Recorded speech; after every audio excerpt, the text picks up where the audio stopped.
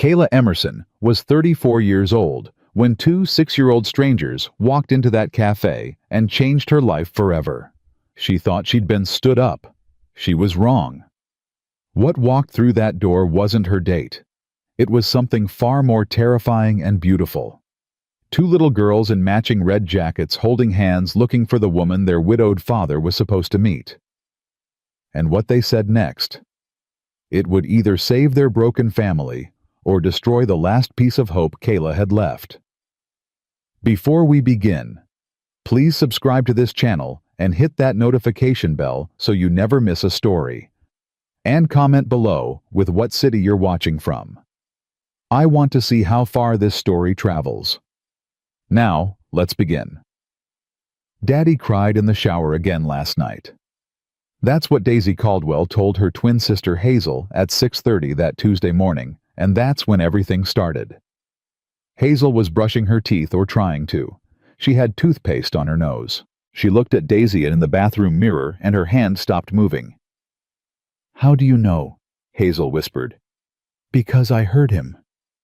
Daisy was the older twin by 4 minutes, and she never let Hazel forget it. "The water was running, but I heard him anyway." Hazel spit into the sink. Her eyes were already wet. "Did you tell him we heard?" "No. That makes it worse." They were 6 years old. 6-year-olds shouldn't know these things. But Daisy and Hazel Caldwell knew a lot of things 6-year-olds shouldn't know. They knew what a funeral was. They knew what cancer meant. They knew their mommy wasn't coming back no matter how many times they wished on stars or prayed like Grandma taught them. And they knew their daddy was drowning. Matthew Caldwell was 36. He was an architect. He designed libraries and community centers and buildings that made people feel safe. But he couldn't design his way out of grief. 2 years ago, his wife Emma died 3 months after her diagnosis: pancreatic cancer. Stage 4. She was 33. He'd been alone with the girls ever since. Well, not alone. His mother helped. His sister came by on weekends. But at night, when Daisy and Hazel were asleep, Matthew stood in the shower and let the water hide his tears, because he didn't want his daughters to know that their daddy was broken too. Except they already knew. "We need to fix Daddy," Daisy said that morning. She was wearing the red jacket her mother bought her before she got sick. Hazel had the matching one. They wore them almost every day like armor. Hazel tied her shoes. They were light-up sneakers, pink and purple. How? He needs a friend. He has friends. A different kind of friend. Daisy's voice got quieter. Like Mommy was. Hazel's face went serious. "You mean a girlfriend?" "Maybe. I don't know. Someone who makes him smile again. Real smiles." Their father didn't smile much anymore. He used to, before. He used to make pancakes shaped like butterflies and sing Disney songs in the car and dance with their mother in the kitchen while the radio played. Hazel remembered that. The dancing, her mother's laugh, the way her daddy would spin Mommy around and Mommy would say, "Matthew Caldwell, you're going to make me dizzy," but she was laughing the whole time. That was before. Now he made regular pancakes. He drove in silence. He moved through the house like a ghost. "Grandma said he has a date tonight," Hazel whispered. Daisy's eyes went wide. "Really?" "I heard her on the phone with Aunt Nicole yesterday. She said someone from her book club set him up. Some lady. A doctor for animals." "A veterinarian." "Yeah, that." Daisy thought about this. Her brain was always working, always planning. What if Daddy doesn't go? Why wouldn't he go? Because he's scared. And Daisy was right. Downstairs, Matthew Caldwell stood at the kitchen counter, staring at the text message his mother sent him the night before. "Kayla Emerson, 7 o'clock, the Greenhouse Cafe downtown. She's lovely, Matthew. Just go. Emma would want you to be happy." His chest tightened every time he read that last sentence. Emma would want you to be happy. Would she? His mother meant well. Everyone meant well. But Matthew didn't feel ready. He didn't know if he'd ever feel ready. Dating felt like betrayal. Like he was erasing Emma. Like he was telling his daughters their mother was replaceable. She wasn't. Nobody was. But his mother was relentless. And his sister Nicole. And his co-worker Tom, who kept saying, "Man, you're 36, not 96. You're allowed to have coffee with someone." So Matthew said yes. And now it was Tuesday, the day of the date, and every cell in his body wanted to cancel. He picked up his phone, started typing. "Hi, this is Matthew.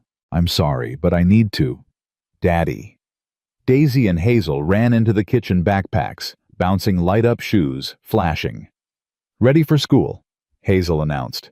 Matthew deleted the text, put the phone down, smiled the fake smile he'd gotten too good at. "You two look beautiful." "Daddy, you're wearing the sad shirt," Daisy said. Matthew looked down. Gray t-shirt, jeans. "This is a sad shirt. It's the one you wear when you're sad." Kids, they saw everything. "I'm not sad, sweetheart. Just tired." "You're always tired," Hazel said. Not accusing, just factual, just true. Matthew knelt down eye level with them, put a hand on each small shoulder. "I know, I'm sorry, but I promise I'm trying." Daisy touched his face. Her hand was so small, it broke his heart. "Daddy, do you have your date tonight?" His stomach dropped. "How did you know about that?"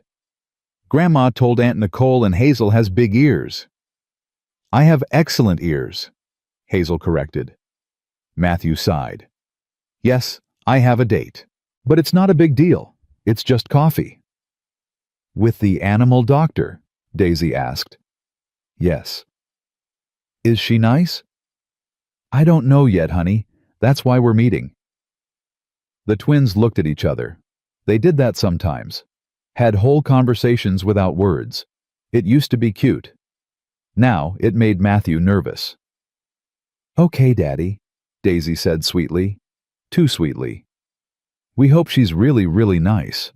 "Me too," Matthew said, even though part of him hoped she'd be boring or rude or something that would give him an excuse never to do this again. He dropped the girls at school, kissed their foreheads, watched them run toward the building, red jackets bright against the gray October morning. Then he sat in his car for 5 full minutes trying to remember how to breathe. At work, Matthew tried to focus on blueprints for the new city library. The building was going to be beautiful. 3 stories, glass and steel. A children's section with a reading nook shaped like a treehouse. He'd designed the treehouse himself, thinking of Daisy and Hazel, thinking of Emma. She'd loved libraries. She was a teacher, 3rd grade. She used to say, "Books are how kids learn, they're not alone in the world." Matthew's hand shook as he held his coffee cup. His phone buzzed. His mother. "You're still going tonight, right?" he texted back. "Yes, Mom." "Wear the blue shirt." "I'm wearing the blue shirt." "And smile. You have a nice smile when you use it." Matthew put the phone down. Looked at the framed photo on his desk. His wedding day. Emma in white. Him in a gray suit. Both of them laughing at something the photographer said. Emma's head thrown back, her hand on his chest. God, she was beautiful. "I'm sorry," Matthew whispered to the photo. "I don't know what I'm doing." The photo didn't answer. It never did. His phone buzzed again. Tom, his coworker. "Don't cancel." Then his sister Nicole. "You're going. No excuses."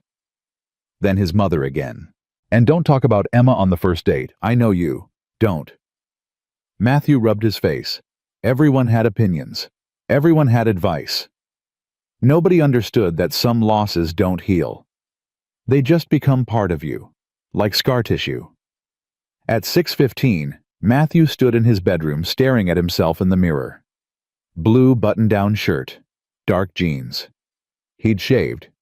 He looked decent. Tired, but decent. "You can do this," he told his reflection. "It's just coffee. 1 hour. You can survive 1 hour." His reflection didn't look convinced. Behind him on the dresser was another photo. Emma holding the twins in the hospital, minutes after they were born. She looked exhausted and radiant, and so happy. Matthew picked up the photo, ran his thumb over her face. I miss you, he said. Every single day. At 6:30, his phone rang. Jerry, the site manager for the library project. Matthew, we have a problem. Big problem. The contractor hit a gas line. Fire department's here. We need you on site now. Matthew's stomach sank. How bad? Bad enough that the city inspector won't leave until the architect signs off. I'm sorry, man. I know you had plans. Part of Matthew felt relieved. Part of him hated himself for feeling relieved. I'll be there in 20 minutes.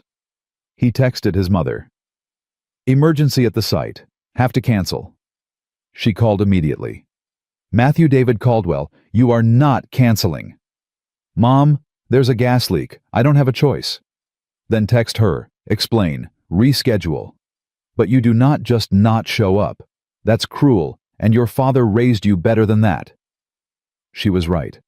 His father had been a good man, died 5 years ago. Heart attack, sudden. Matthew wondered sometimes if his dad would know what to say now. How to date again. How to let someone new in without feeling like you're betraying someone old. Matthew texted the number his mother gave him. Hi, this is Matthew. I'm so sorry, but there's an emergency at my worksite. Gas leak. I can't make it tonight. I'm really sorry. Can we reschedule? He waited. No response. He grabbed his keys, kissed the girls goodbye. His mother was staying with them, making spaghetti. The kitchen smelled like garlic and tomatoes. Be careful, honey, his mother said. Always. He drove to the construction site, radio off, windows down, October air cold on his face. He had no idea what was happening 7 miles away. Meanwhile, at the Caldwell house, Daisy and Hazel were executing their plan. Grandma, Daisy called from the living room. Can we play in the backyard before dinner? Their grandmother Margaret stirred the pasta sauce. Stay where I can see you. We will. They wouldn't. The girls went out the back door, walked calmly to the fence, then ran. 4 houses down lived Mrs. Chen.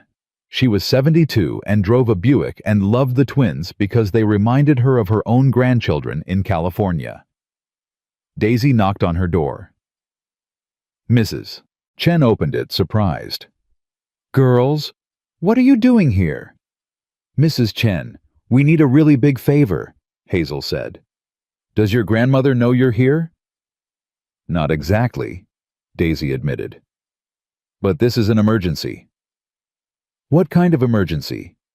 The daddy kind. Mrs. Chen looked at these 2 little girls in their red jackets, holding hands, eyes pleading. She'd been widowed for 8 years. She knew what loneliness looked like. Get in the car, she said. 15 minutes later, they were downtown. You're sure about this? Mrs. Chen asked. Very sure, Daisy said. Your grandmother is going to kill me. We'll tell her it was our idea. It was your idea, and that's not comforting. Mrs. Chen parked near the Greenhouse Cafe.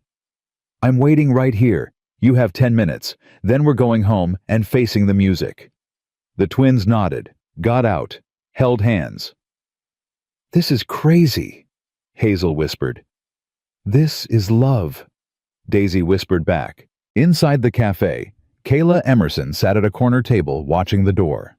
She was 34. She'd been a veterinarian for 12 years. She'd held dying animals. She'd put down beloved pets. She'd comforted owners who cried like their hearts were breaking because their hearts were breaking. She knew loss. Her own father had died when she was 22. Sudden heart attack. One day he was coaching her through a bad breakup. The next day he was gone. Just gone. And Kayla learned that life doesn't wait for you to be ready. It just happens. 7 o'clock came. Then 7:15. Then 7:30. Her tea went cold. She checked her phone. There was a text sent at 6:45 from a number she didn't recognize. She'd been driving, hadn't seen it. She read it now. Hi, this is Matthew.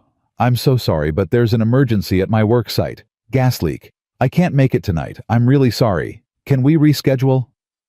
Kayla stared at the message. Gas leak. Emergency. Genuine. But also 7:30. Alone. Cold tea. She'd been here before. Not literally, but emotionally. Waiting for men who didn't show. Making excuses for them. Convincing herself next time would be different. Enough, she said quietly. The waitress approached. Kind eyes, gray hair. Honey, can I get you anything else? Kayla smiled. The professional smile. The one that hid disappointment. No, thank you. I think I've been stood up. Men are fools, the waitress said. Sometimes, Kayla agreed. But I'm done waiting for this one. She left cash on the table, more than the bill, wrapped her scarf around her neck. October nights in the city were cold and getting colder. She pushed open the cafe door. The bell above it rang. She didn't see the two small figures across the street getting out of Mrs. Chen's Buick. That's her, Daisy whispered. How do you know? Hazel whispered back. Grandma showed me her picture on Facebook. Come on. They ran across the street. Mrs. Chen yelled, Wait for the light! But they were already moving. Kayla was walking toward her car keys in hand when she heard it. Miss Kayla. She turned. Two tiny girls in red jackets were running toward her hand in hand breath, making clouds in the cold air. Wait! Hazel yelled. Please wait! Kayla stopped, confused. Are you talking to me? They reached her out of breath. Are you Miss Kayla? Daisy asked. I am, but how do you know my name? Our daddy was supposed to meet you, Hazel said, gasping for air. Kayla's heart skipped. Not a small skip. A full stop and restart. Your daddy. Matthew Caldwell, Daisy said. He's our daddy, and he's really, really sorry he's late. The world tilted slightly. Kayla crouched down eye level with them. Wait, you're Matthew's daughters? They nodded in unison. How did you get here? Where's your dad? At work. The gas leak thing. Daisy was still catching her breath. And Mrs. Chen drove us. She's waiting in the car over there. She pointed. Kayla looked. Sure enough, an elderly woman in a Buick was waving nervously. Does your father know you're here? Kayla asked. No, Hazel said. Does your grandmother? Also no, Daisy admitted. Oh my God. Kayla's veterinarian brain kicked in. The part that stayed calm during emergencies. The part that made decisions fast. Okay, we need to call them right now. No. Daisy grabbed Kayla's hand. Her small fingers were freezing. Please, just let us talk to you first. 5 minutes. Please. Kayla looked at these two little girls. Identical faces. Identical red jackets. Different eyes, though. Daisy's were determined. Hazel's were scared. Both were desperate. 5 minutes, Kayla said. Then I'm calling everyone. Deal. They went back inside the cafe. The waitress raised her eyebrows, but didn't ask questions. Small towns. People minded their business. Kayla ordered 2 hot chocolates with extra whipped cream. They sat at the same corner table, the one where Kayla had just given up hope. Okay, Kayla said gently. Talk to me. Daisy spoke first. She always did. Our daddy didn't stand you up on purpose. He had a real emergency. At work. A gas thing. I know, I saw his text. But he wanted to come, Hazel added quickly. He was so nervous. He practiced in the mirror what to say. Despite everything, despite the insanity of this situation, Kayla smiled. He practiced in the mirror. He said, Hi, I'm Matthew, like 100 times, Daisy said, with different voices. It was weird. He wore the blue shirt, Hazel said. That's his special shirt, the one he wore to Mommy's funeral. The air changed. Daddy says the blue shirt is for important days, Daisy said quietly. Good ones and bad ones. Kayla's throat tightened. Why are you telling me this? The twins looked at each other, had one of those silent conversations. Then Daisy said, "Because our daddy is sad all the time, and we want him to be happy again." "Our mommy died," Hazel said, voice barely above a whisper. 2 years ago. Cancer. And there it was, the truth of it. Kayla's eyes burned. "I'm so sorry." "Daddy tries to be happy for us," Daisy continued. Her voice was steady, but her hands were shaking around the hot chocolate cup. "He makes pancakes and braids our hair, even though he's not good at it yet. He reads us stories and helps with homework and takes us to the park. But at night, when he thinks we're asleep, he cries in the shower." "He looks at Mommy's picture," Hazel added. Tears were rolling down her cheeks now. "And he says, 'I'm sorry, Emma. I'm so sorry.'" Over and over. Kayla's hand went to her mouth. "We don't want him to forget Mommy," Daisy said quickly, fiercely. "We don't. We love Mommy. We talk about her every day. But we want Daddy to smile again. Real smiles. Not the fake ones he does for us."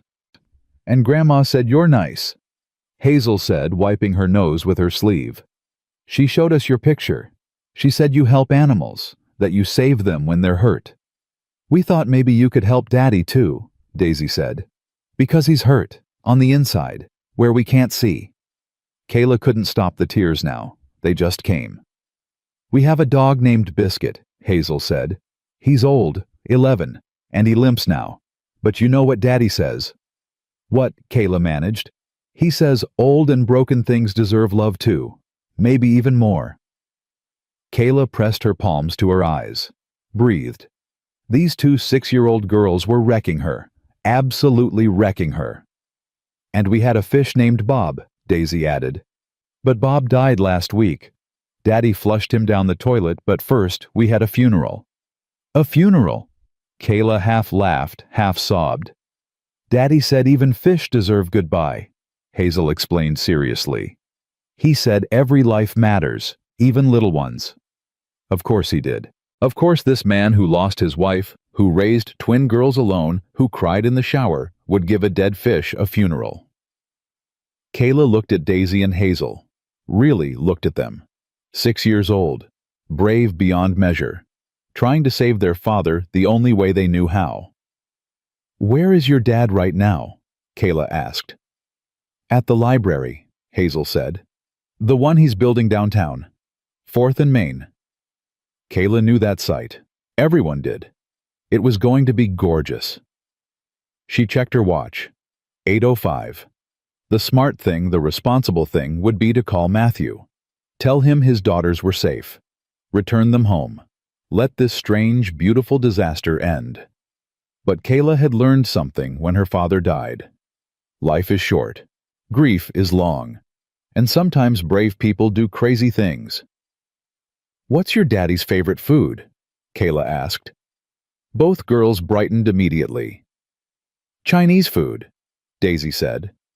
"Orange chicken and fried rice." "And crab rangoons," Hazel added. "He eats so many crab rangoons." Kayla pulled out her phone. Googled Chinese restaurants near 4th and Main. Found one. Golden Dragon. 2 blocks from the construction site. She stood up. "Come on." "Where are we going?" Daisy asked. "To bring your daddy dinner." Their faces lit up like someone had plugged them in. "Really?" Hazel breathed. "Really. But first, I'm calling your grandmother so she doesn't have a heart attack." Kayla walked to the Buick. Mrs. Chen rolled down the window. "Thank you for bringing them," Kayla said. "I'm Kayla. The date." Mrs. Chen's eyes widened. "Oh. Oh my. I'm taking them to see their father. Can I borrow your phone? I need to call their grandmother." Mrs. Chen handed it over. "Good luck. Margaret Caldwell is a force of nature." Kayla dialed. A woman answered on the first ring. "Daisy Hazel, where are you?" "Mrs. Caldwell, my name is Kayla Emerson. Your granddaughters are safe. They're with me." Silence. Heavy, shocked silence. Then, "Oh my God. Oh my God. Are they okay? I'm calling the police right now. I'm calling Matthew. "Wait," Kayla said firmly. "Please, they're fine. They're wonderful, actually. They did something very dangerous and very stupid and very, very brave. I'm going to kill them. Mrs. Caldwell. Kayla's voice was gentle now. Give me 1 hour. I'm taking them to Matthew, to the construction site. I'll explain everything when we get there. I promise you they're safe. Another silence. Then quieter. You're the date. I'm the date. Those sneaky little... Mrs. Caldwell's voice broke. Are they really okay? They really are. And I think they might be the smartest 6-year-olds I've ever met. A long pause. Then, 1 hour, Kayla Emerson. 1 hour, then I'm calling the National Guard. Deal. Kayla hung up, looked at Daisy and Hazel. Your grandmother is going to ground you until you're 30. We know, Daisy said. It's worth it. They climbed into Kayla's car, a blue Honda Civic with a bumper sticker that said, I'd rather be rescuing animals. The twins buckled themselves into the back seat like they'd done this 1,000 times. Do you rescue animals? Hazel asked as Kayla started the engine. Sometimes. I work at an emergency vet clinic, so when animals are really sick or hurt, people bring them to me. Do you fix them? Daisy asked. I try my best. Do they always get better? Kayla met her eyes in the rearview mirror. No, sweetheart, not always. Sometimes we can't fix things no matter how hard we try. Sometimes all we can do is make sure they know they're loved at the end. Like Mommy, Hazel said quietly. Yeah, Kayla said, voice thick. Like Mommy. They drove to Golden Dragon. Kayla ordered orange chicken fried rice and 2 orders of crab rangoons because the twins insisted their father could eat that many. Daddy likes fortune cookies too, Daisy said. Even though the fortunes are always weird. Last time his said, your shoes will make you happy today. What does that even mean? Kayla laughed. Actually laughed. I have no idea. They added egg rolls and fortune cookies. The total was $43. Kayla paid cash. Back in the car, the smell of Chinese food filled the space. Hazel's stomach growled loud enough to hear. Did you two eat dinner? Kayla asked. They shook their heads. Grandma was making spaghetti, but we left before it was ready, Daisy admitted. Kayla sighed, pulled over into a parking lot, opened the egg rolls. Eat. You can't save your dad on an empty stomach. They ate in the car, greasy fingers, happy faces. And Kayla thought, I'm helping 2 6-year-olds who ran away from home ambush their father. This is insane. But she kept driving. The construction site was lit up with floodlights, orange cones everywhere, yellow caution tape, a white trailer near the entrance with site office printed on the side. Kayla parked. Is that where your dad would be? Probably, Daisy said. He's always in there looking at his drawings. They got out. The twins grabbed Kayla's hands. 3 females walking toward a construction site at 8:30 at night carrying Chinese takeout. A man in a hard hat stopped them. Ma'am, you can't be here. This is an active Daisy Hazel. His eyes went huge. Does your dad know you're here? Not yet, Mr. Jerry, Daisy said cheerfully. Oh boy. Jerry rubbed his face. Matt's gonna lose his mind. Is he in the trailer? Kayla asked. Yeah, but who are you? I'm the date. Jerry blinked. The date he canceled on. That's the one? Oh. Jerry started to smile. Oh, this is going to be good. Come on. He led them to the trailer, knocked on the metal door. Matt, you got visitors. I'm busy, Jerry, Matthew's voice called from inside. He sounded exhausted. Trust me, boss. You want to see this. Unless it's the fire marshal with good news, I really don't. Jerry opened the door. Matthew Caldwell stood there, blueprints in one hand, phone in the other, hair a complete mess, blue shirt untucked and wrinkled, dust on his jeans, dark circles under his eyes. He saw his daughters. The color drained from his face. Hi, Daddy, Daisy said. We brought you dinner. Hazel added, holding up the Chinese food bag. Matthew's mouth opened. No sound came out. Then his eyes moved past the girls and landed on Kayla. Their eyes met. And something happened. Something neither of them expected. Recognition, not of faces, of something deeper. Two people who knew loss, who knew what it meant to keep going when everything hurt, who understood that brave and broken aren't opposites. "Hi," Kayla said softly. "I'm Kayla, and I think we need to talk." Matthew's phone slipped from his hand and clattered to the floor. Matthew's phone lay on the trailer floor. Nobody moved to pick it up. "Daddy, you dropped your phone," Hazel said. Matthew didn't answer. He was staring at Kayla like she was a hallucination. Like maybe if he blinked hard enough, this whole situation would disappear. It didn't. "Matthew," Kayla said gently. He blinked, looked at his daughters, back at Kayla, back at his daughters. "What? How?" His voice came out strangled. "What are you doing here?" "Well," Daisy said brightly, "we came to save your date." "Save my—" Matthew's brain was short-circuiting. "You were supposed to be at home with Grandma, eating spaghetti." "We were," Hazel said. "But then we left." "You left," Matthew's voice cracked. "You're 6 years old. You don't just leave."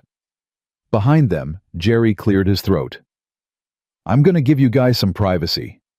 He backed out of the trailer, closing the door softly. Matthew ran both hands through his hair. Took a breath. Another. He looked at Kayla. "I am so sorry. I don't know what I'm so sorry." "Don't apologize," Kayla said. "Your daughters are incredible." "My daughters are in so much trouble," Matthew said, but his hands were shaking. "How did you even get downtown?" "Mrs. Chen drove us," Daisy said. "Mrs. Chen, our neighbor. Mrs. Chen, 72-year-old. Mrs. Chen. She was very nice about it," Hazel offered. Matthew closed his eyes, pressed his fingers to his temples. "I'm having a stroke. This is a stroke." "You're not having a stroke," Kayla said. She set the Chinese food bag on the desk. "But you might want to sit down." "I can't sit down. I need to—" He looked at the girls. "Does Grandma know where you are?" "She does now," Kayla said. "I called her. She's giving us 1 hour before she calls the National Guard. 1 hour. 1 hour." Matthew's voice went up an octave. "She should have called the police immediately. Do you know how dangerous?" He stopped, looked at Kayla again, really looked at her. "Wait, you called my mother." "I did. And she said, okay." She wasn't thrilled, but yes. Matthew sat down. Or more accurately, he fell into the chair behind the desk. "This is insane. This is completely insane." "It's kind of romantic," Hazel said. "It's kind of illegal," Matthew countered. "You two can't just—" He stopped again, looked at Kayla. "I'm sorry, I texted you. I had a gas leak. I was going to reschedule." "I know. I got your text." "Then why are you here?" Kayla glanced at Daisy and Hazel, then back at Matthew. "Because your daughters convinced me to come." "How?" "They told me the truth." Something in Matthew's face changed. Fear flashed across it. "What truth?" "About your wife," Kayla said quietly. "About how hard this has been. About how you cry in the shower." Matthew's face went red, then white. "They told you that—" Daisy stepped forward. "Daddy, we're sorry, but you're sad all the time, and we wanted to help. We wanted to make you smile." Hazel added, her voice small now. "Real smiles." Matthew put his face in his hands. His shoulders started shaking. For a moment, Kayla thought he was crying. Then she heard it. Laughter. Matthew was laughing. The kind of laughter that comes when you don't know whether to cry or scream or give up entirely. He looked up. His eyes were wet, but he was smiling. "You two are unbelievable. Do you know that absolutely unbelievable?" Are you mad? Hazel asked nervously. I'm terrified, Matthew said, and furious, and completely amazed.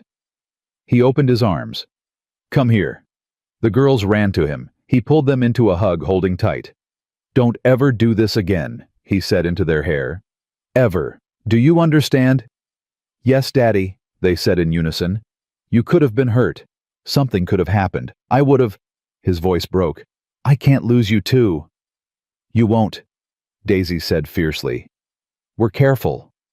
You took a bus across town. A very safe bus, Hazel said. Matthew laughed again, shook his head, released them, looked at Kayla. I don't know what to say. You could start with your actual name, Kayla said, not the practiced one. His eyebrows went up.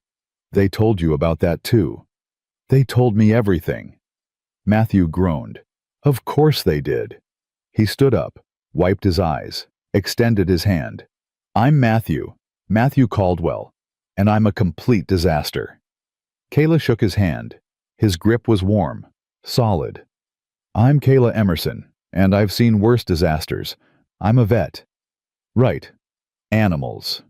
He was still holding her hand. Realized it. Let go quickly. Sorry, I'm not usually this. He gestured vaguely at himself. I don't know what I am right now. Hungry, Hazel suggested, pointing at the Chinese food. Matthew looked at the bag. You brought food? We brought your favorite, Daisy said proudly. Orange chicken and fried rice and lots of crab rangoons. You brought me Chinese food.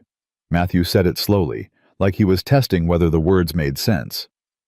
To a construction site, after my daughters ran away from home to find the woman I accidentally stood up. That's the summary, yes? Kayla said. Matthew laughed, actually laughed. This is the weirdest night of my life. Daddy, your life is already pretty weird, Hazel said. Fair point. So are we eating or not? Daisy asked. Because Hazel and I already had egg rolls in the car and they were really good. You ate in the car. Matthew looked at Kayla. You fed my fugitive children. They were hungry. What was I supposed to do? Matthew shook his head, but he was smiling now. A real smile. Tired and confused and overwhelmed, but real. Okay, he said. Okay. We're doing this. We're eating Chinese food at a construction site at 8:30 on a Tuesday night with my daughters who just committed multiple crimes. We didn't commit crimes, Daisy protested. We just borrowed Mrs. Chen. That's called kidnapping. She volunteered. Kayla started unpacking the food. Matthew found paper towels. They didn't have plates, so they ate straight from the containers. Matthew sat on the desk chair. Kayla sat on a folding chair. The girls sat cross-legged on the floor, using a blueprint as a placemat. For a few minutes, nobody talked. They just ate. Then Hazel said, Miss Kayla, do you have a boyfriend? Matthew choked on his crab rangoon. Hazel, he managed. What I'm just asking. Kayla smiled. No, I don't have a boyfriend. Why not? Daisy asked. You're pretty, and you help animals. Daisy, Matthew warned. Those are actually both true things, Kayla said. But no, I haven't found the right person yet. What about Daddy? Hazel asked. Matthew put down his container. Girls, stop. We're just saying you're both single, and you both seem nice. And Daddy's a good cook, Hazel added. And Miss Kayla probably likes pancakes, Daisy finished. Oh my God, Matthew said. I'm so sorry. They're normally not this honest, Kayla supplied. Invasive. We're trying to help, Daisy said. You're trying to give me a heart attack, Matthew countered. But his voice was gentle.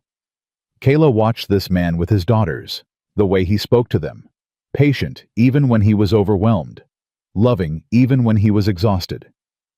She watched him break open a fortune cookie and read it to them in a silly voice, watched him wipe sauce off Hazel's cheek with his thumb. watched him meet Daisy's eyes and have one of those silent conversations parents have with their kids. And she thought, oh no, because she was starting to like him. So, Matthew said, turning to Kayla, I should probably know something about you beyond the fact that you're a saint for putting up with this. I'm not a saint. You got in a car with two strange children and brought them to a construction site. You're at least partially saintly. Kayla smiled. I work at Valley Emergency Vet. I've been a veterinarian for 12 years.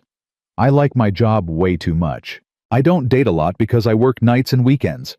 And apparently I'm terrible at knowing when to walk away from situations. Thank God for that, Matthew said quietly. Their eyes met. The air in the trailer changed. What about you? Kayla asked. Beyond the fact that you're an architect and you make pancakes and you practice conversations in mirrors. Matthew laughed, shook his head. I design libraries mostly, community centers, places that are supposed to make people feel safe. I'm not sure I'm succeeding, but I try. I have these two. He gestured at the girls. Who are the best and worst things that have ever happened to me, often in the same 5-minute span?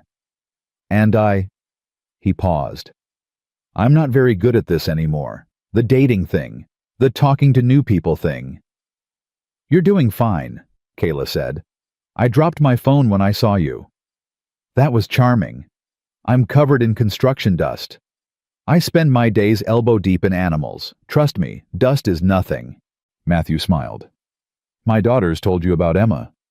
It wasn't a question. They did, Kayla said carefully. And you came anyway. I came anyway. Why? Kayla looked at Daisy and Hazel, who were watching this exchange like it was the most important tennis match in history. Because I lost my dad when I was 22, she said. Sudden heart attack. And for years after I wished someone had told my mom it was okay to live again. That loving someone new doesn't mean forgetting someone old. She looked back at Matthew. Your daughters are 6 years old, and they already know that. They're smarter than most adults I know. Matthew's throat worked. He didn't say anything for a long moment. Then, she had pancreatic cancer, stage 4, 3 months from diagnosis to... He stopped. 2 years ago last month. I'm so sorry. Everyone's sorry. Everyone's always sorry. He wasn't angry, just tired. And I know they mean it. But sorry doesn't... He exhaled. Sorry doesn't bring her back. Sorry doesn't make bedtime easier, or explain why mommy's gone, or teach me how to braid hair properly. You braid our hair good, Daddy, Hazel said softly. I watch YouTube videos, baby. That's not the same thing. It counts, Daisy said. Matthew looked at his daughters. You two are supposed to be eating, not eavesdropping. We're doing both, Hazel said. We're talented. Despite everything, Kayla laughed. Matthew looked at her. They're not wrong. They are talented, mostly at chaos. Productive chaos, Daisy corrected. Is that what we're calling this? We got you on a date, didn't we? This is not a date. This is a hostage situation. A romantic hostage situation, Hazel said. Oh my God. Matthew put his face in his hands again. Kayla was definitely laughing now. They're really good at this. They practice? Matthew said from behind his hands. We do, Daisy confirmed. We have a whole plan. Matthew looked up. What plan? The girls looked at each other. No, Matthew said. No. There's no plan. Plans are canceled. You two are grounded until college. Can we be grounded after dessert? Hazel asked. We got fortune cookies. Fine. Fortune cookies. Then home. Then grounding. They opened the fortune cookies. Daisy's said, adventure awaits. Hazel's said, good things come to those who wait. Matthew's said, you will make someone very happy. He stared at it for a long moment. What's it say, Daddy? Hazel asked. Nothing important, he said quietly, tucking it into his pocket. But Kayla saw his hand shake when he did it. Her own fortune said, love is closer than you think. She didn't read it aloud. Matthew's phone buzzed from the floor. He picked it up, read the screen. My mother. She wants to know if everyone's still alive. Are we? Daisy asked. Barely. He typed back, set the phone on the desk, looked at Kayla. I should get them home, before my mother actually does call the National Guard. Probably wise. Neither of them moved. Thank you, Matthew said, for bringing them here, for not calling the police on my criminal children, for... He gestured vaguely. All of this. You're welcome. I really did want to meet you tonight, before the gas leak, before everything. I know. Can I... He stopped, started again. Can I actually take you to dinner sometime? Like a real dinner, where my children don't orchestrate everything. We'd still help, Daisy said. You would not help. You would stay home with Grandma. That's boring. That's safe. Kayla smiled. I'd like that. Dinner, with or without criminal masterminds. Saturday, Matthew asked. If you're free. I work Saturday night, but Saturday morning I'm free. Saturday morning is pancake morning, Hazel said. Daddy makes them shaped like butterflies. Sometimes butterflies, Matthew corrected. Sometimes they're just blobs. Can Miss Kayla come for pancakes? Daisy asked. Matthew opened his mouth, closed it, looked at Kayla helplessly. Only if you want to, he said. No pressure. I know meeting the kids right away is weird. I've already met the kids, Kayla pointed out. They kidnapped me first. We didn't kidnap you, Hazel said. We persuaded you. Aggressively, Kayla said. Effectively, Daisy countered. Matthew rubbed his face. I can't believe this is my life. Is that a yes to pancakes? Hazel pressed. Matthew looked at Kayla. It's up to her. Everyone looked at Kayla. She thought about her apartment. Empty, quiet, safe.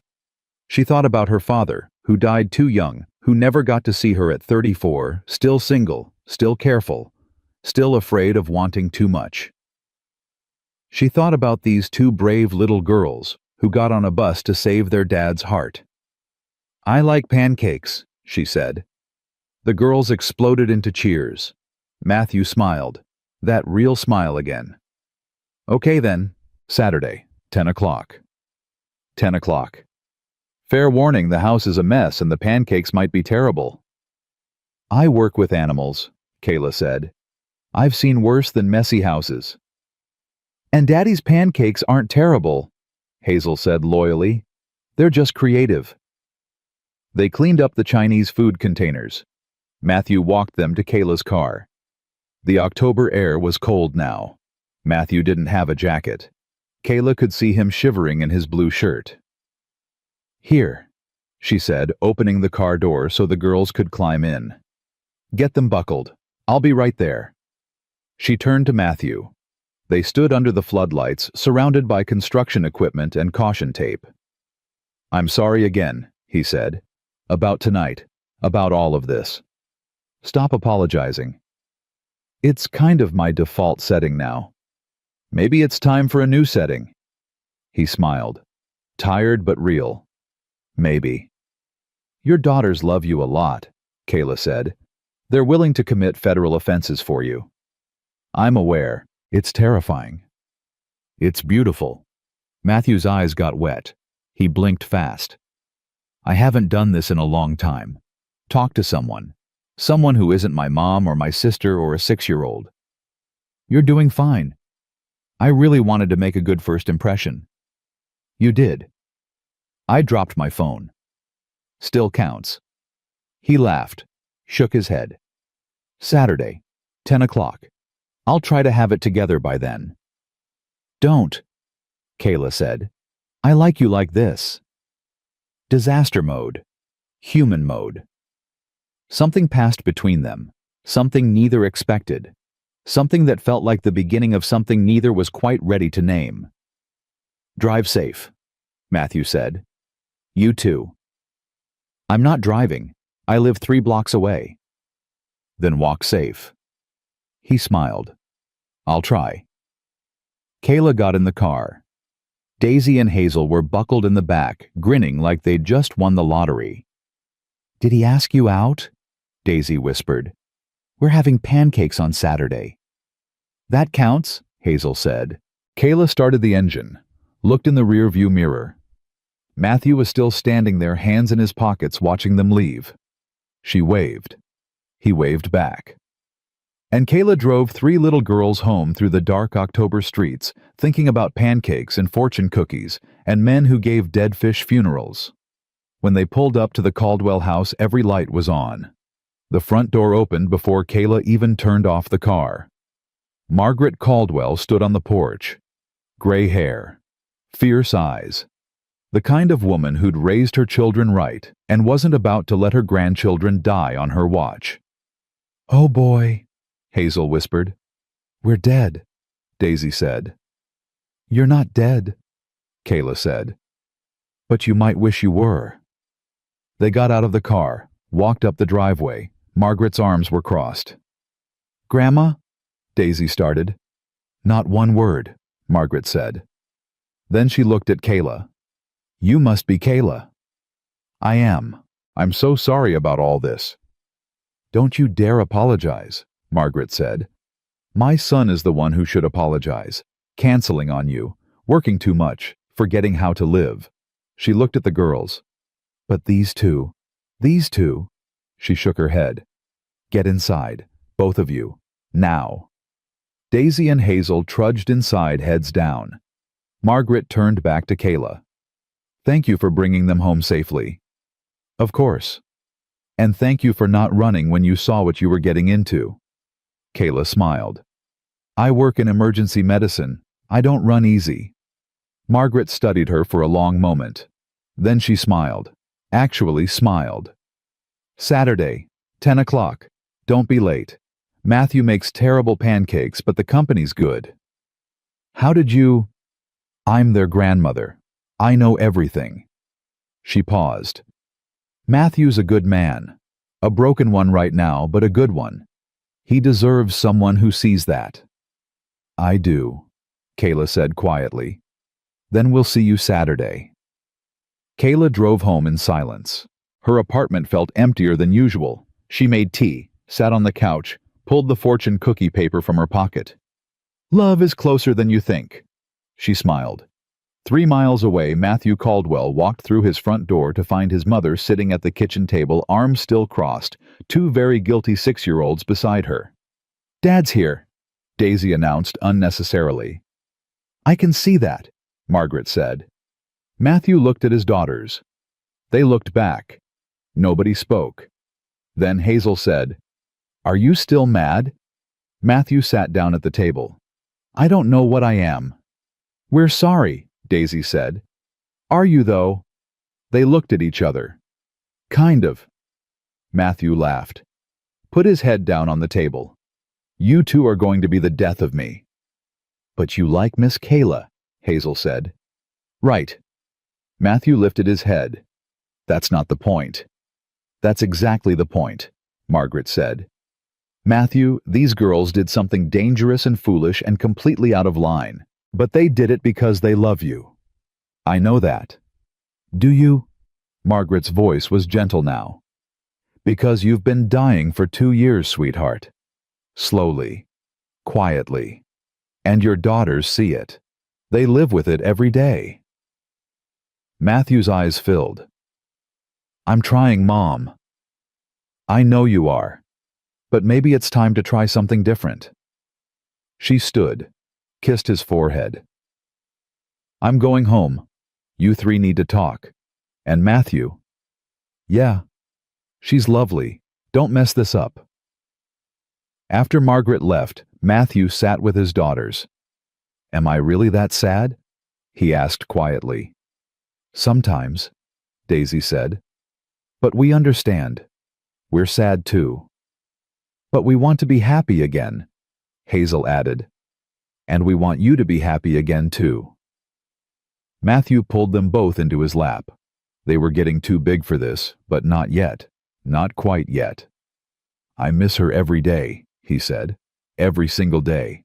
And I'm scared that if I stop being sad, it means I've stopped loving her." "That's not how it works, Daddy," Daisy said. "You can love Mommy and still smile." "You think—" "We know," Hazel said. "Because we do it. We love Mommy. But we also love ice cream and biscuit and our treehouse. And you." Matthew's tears fell onto their hair. "When did you two get so smart?" "We were born this way," Daisy said matter-of-factly. He laughed through the tears, held them tight, and thought about a woman who brought Chinese food to a construction site because two little girls asked her to, who said she liked him in disaster mode, who was coming for pancakes on Saturday. "Okay," he whispered. "Okay, I'll try." "That's all we want," Hazel said. And upstairs in their bedroom, in a frame on the nightstand, Emma Caldwell smiled in a photograph, her arms around two tiny newborns. And maybe, just maybe, she smiled a little wider, knowing her family was finally slowly learning to breathe again. Saturday morning came too fast and too slow at the same time. Matthew woke up at 6, which was ridiculous because Kayla wasn't coming until 10. But his brain didn't care about logic. His brain was busy panicking. He lay in bed staring at the ceiling, listening to the house wake up around him. Biscuit's toenails clicking on the hardwood downstairs. The furnace kicking on. Somewhere down the hall, one of the twins was already awake, whispering to the other. "Today's the day." Hazel's voice drifted through the wall. "I know," Daisy whispered back. "Do you think she'll come?" "She said she would." "People say things." Matthew's chest tightened. When had his 6-year-old become cynical? He got up, showered, stared at his closet like it held the answers to the universe. What did you wear to make pancakes for a woman you met 3 days ago at a construction site while your daughters ate Chinese food on blueprints? He settled on jeans and a gray Henley. Casual, normal, not trying too hard. Downstairs, Daisy and Hazel were already at the kitchen table, still in their pajamas, drawing on construction paper. "Morning, Dad," Daisy said without looking up. "Morning. What are you making?" "Welcome cards for Miss Kayla." Matthew's heart did something complicated. "You didn't have to do that." "We wanted to," Hazel said. She held up her card. It had a drawing of a stick figure with yellow hair and a stethoscope. "That's her, with her doctor thing. It's beautiful, baby. Daisy's is better. Mine is not better, it's just different." Matthew poured coffee. His hands were shaking slightly. He hoped the girls didn't notice. They noticed. "Daddy, are you nervous?" Daisy asked. "No." "You're using your nervous voice." "I don't have a nervous voice." "You do," Hazel confirmed. "It's higher, like this." She demonstrated, pitching her voice up. "I'm fine. Everything's fine." Matthew laughed despite himself. "Okay, maybe I'm a little nervous." "Why?" Daisy asked. "You already met her." "That was different. That was chaos. This is—" He paused. "This is inviting someone into our home, our life. That's big." "Do you like her?" Hazel asked. Matthew thought about that. About Kayla's smile when his daughters ambushed her. About the way she didn't run. About how she said she liked him in disaster mode. "I think I do," he said quietly. "Then it'll be fine," Daisy said, going back to her card. Matthew wished he had their confidence. By 9:30 the house was as clean as it was going to get. Matthew had vacuumed, done dishes, hidden the pile of unfolded laundry in his bedroom. The girls had changed into matching dresses, purple with white flowers, and insisted on wearing their red jackets over them. "It's our signature look," Daisy explained. "You're 6. You don't have a signature look." "We do now." At 9:45, Matthew started making pancake batter. His mother's recipe. Flour, eggs, milk, a pinch of cinnamon. His hands moved automatically. He'd made this batter 1,000 times. With Emma. After Emma. Emma used to stand next to him at the stove hip to hip flipping pancakes while he made bacon. She'd steal bites of batter when she thought he wasn't looking. She'd laugh when he tried to make shapes and they came out looking like blobs. "You're an architect," she'd say. "How are you this bad at pancakes? Architecture is different. Pancakes don't follow building codes." The memory hurt, but it was a good hurt, the kind that meant he'd loved someone enough to miss them this much. "Daddy, you're staring at the bowl," Hazel said. Matthew blinked. "Sorry, just thinking. About Mommy." He looked at her. "How did you know? You get a faraway face when you think about Mommy." "Do I?" "It's okay, Daddy," Daisy said. She came over, hugged his waist. "You're allowed to think about Mommy and still have Miss Kayla come over." "You're sure about that?" "Mommy would want you to be happy," Hazel said. "She told us." Matthew froze. "What?" "Before she died, when she was really sick. She made us promise to take care of you. She said you'd be sad for a while, but we should help you be happy again." Matthew's vision blurred. He set down the whisk, knelt down between his daughters. "She said that?" They nodded. "We didn't tell you before because you weren't ready," Daisy said. "But you're ready now." Matthew pulled them close, held on. "I love you two so much. We know, Daddy. Even when you commit federal offenses." "Especially then," Hazel said. The doorbell rang at exactly 10 o'clock. Matthew's heart stopped. Started again. Stopped. "She's here!" Daisy shrieked. "I'll get it." Hazel raced toward the door. "Wait, let me—" Matthew started, but they were already gone. He heard the door open, heard Kayla's voice. "Hi, I brought muffins. I wasn't sure if that was okay, but I can't show up empty-handed." "Muffins are perfect," Hazel said. "Come in, come in." Daisy was practically vibrating with excitement. Matthew wiped his hands on a dish towel, took a breath, walked to the entryway. Kayla stood just inside the door holding a bakery box, wearing jeans and a cream-colored sweater. Her hair was down. She looked nervous, beautiful, real. "Hi," Matthew said. "Hi," Kayla said back. They stood there, neither moving. "You're both being weird," Daisy observed. "Give them a second," Hazel whispered loudly. "This is a moment." "What kind of moment?" "I don't know, a grown-up one." Kayla laughed. The tension broke. "I brought blueberry muffins. I hope that's okay." "It's perfect," Matthew said. "Come in. Please. Sorry, I should have said that first." "You're doing fine," Kayla said, and something about the way she said it, gentle and warm, made Matthew's chest unclench slightly. She followed them to the kitchen. Biscuit immediately came over, tail wagging, and Kayla crouched down to greet him. "Hey, buddy," she said, scratching behind his ears. "You must be Biscuit." "He's old, but he's the best," Hazel said. "I can tell." Kayla looked up at Matthew. 11 right. 11.5. We're counting every month now." "That's good. Every month counts." Something about the way she said it. Like she understood. Like she'd said goodbye to old dogs before and knew how much each extra day mattered. Matthew turned back to the stove. "Pancakes are almost ready. How do you like them?" "However they come out is fine with me. Even if they're shaped like blobs. Especially if they're shaped like blobs." The girls set the table. 4 plates, 4 forks, 4 glasses of orange juice.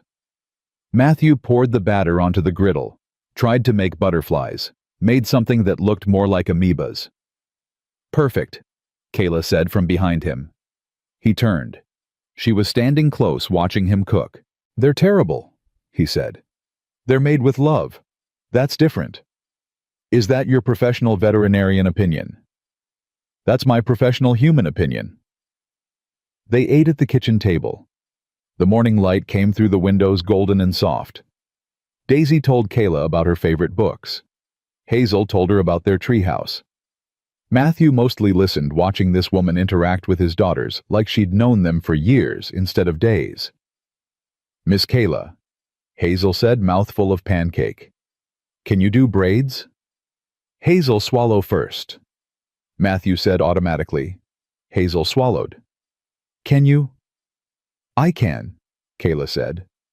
"Why?" "Daddy tries, but they're always lumpy." "They're not lumpy," Matthew protested. They're rustic. They're lumpy, Dad, Daisy said gently. Kayla smiled.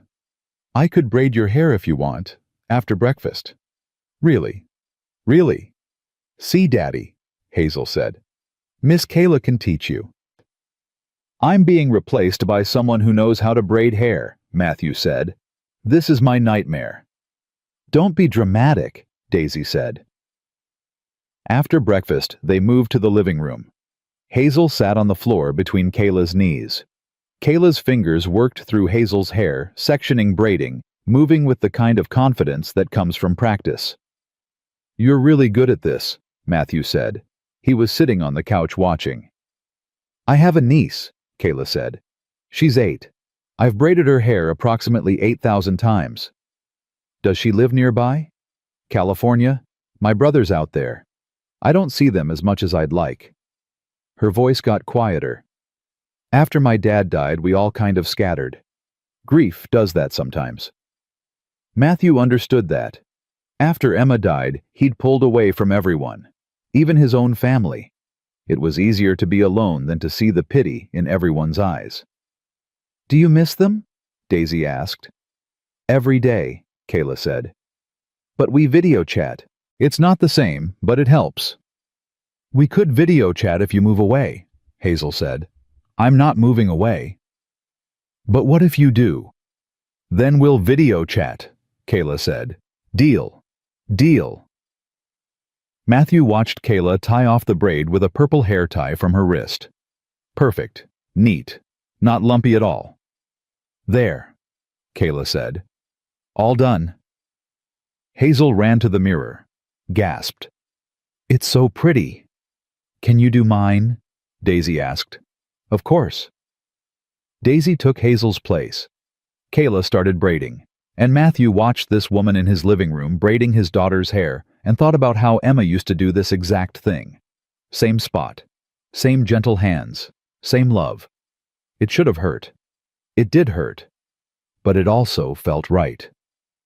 Daddy, Hazel said. She'd climbed onto the couch next to him. You okay? Yeah, baby, I'm okay. You have the faraway face again. Do I? He pulled her close. I was just thinking. Good thinking or sad thinking? Both. Hazel nodded like that made perfect sense. That's allowed. After Daisy's hair was done, the girls showed Kayla their welcome cards. Kayla's eyes got wet when she read them. These are beautiful, she said. Thank you. You can keep them forever, Hazel said. I will. Want to see our treehouse? Daisy asked suddenly. Matthew's heart stopped. The treehouse. Emma's treehouse. He'd built it the summer before she got sick. She'd drawn the plans herself. Simple, sturdy, with a small window that looked out over the backyard. They'd painted it yellow together, Emma's favorite color. After she died, the girls made it their special place. They'd bring her photo out there, talk to her, tell her about their day. Matthew had only been inside once since Emma died. Couldn't handle it. The treehouse, Matthew said carefully. Yeah. Hazel was already putting on her shoes. It's really cool. Daddy built it. We play there all the time, Daisy added. It's our favorite place. Kayla looked at Matthew. She must have seen something in his face because she said, only if that's okay. Matthew wanted to say no, wanted to keep that space sacred, just for Emma, just for the girls, just for memories. But Daisy was looking at him with those eyes that saw everything. Please, Daddy, she said softly. We want to show her. And Matthew realized this wasn't just about a treehouse. This was about letting someone in, all the way in. Okay, he said. Yeah, let's show her the treehouse. They went outside. The October air was crisp. The leaves were turning red and gold. The treehouse sat in the big oak tree in the corner of the yard, just like Emma had planned it. Daddy built this, Kayla asked, looking up. He did, Daisy said proudly. With Mommy, she drew the plans. She was an artist, Hazel added. She drew everything.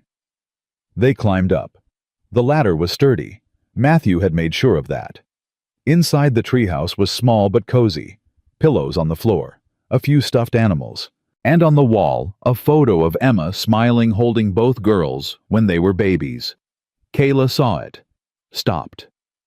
"That's Mommy," Hazel said. "She's beautiful," Kayla said softly. "She was the best," Daisy said. "She made really good cookies, and she sang songs, and she gave the best hugs. She sounds amazing." She was. Hazel touched the photo gently. "We miss her a lot." "I'm sure you do. But Daddy says it's okay to be sad and happy at the same time," Daisy said. "He says Mommy would want us to be happy." Kayla's eyes were wet now. She looked at Matthew, who was standing in the doorway. "He's right," she said. "She would." They sat in the treehouse for a while. The girls told Kayla stories about their mother. Funny ones, sad ones, true ones. And Kayla listened the way people rarely do with her whole heart, like these stories mattered. Because they did. After a while, the girls went back down to play with Biscuit in the yard. Matthew and Kayla stayed in the treehouse. "I'm sorry," Matthew said. "This is probably weird. Meeting my dead wife, basically." "It's not weird," Kayla said. "She's part of your life, part of their lives.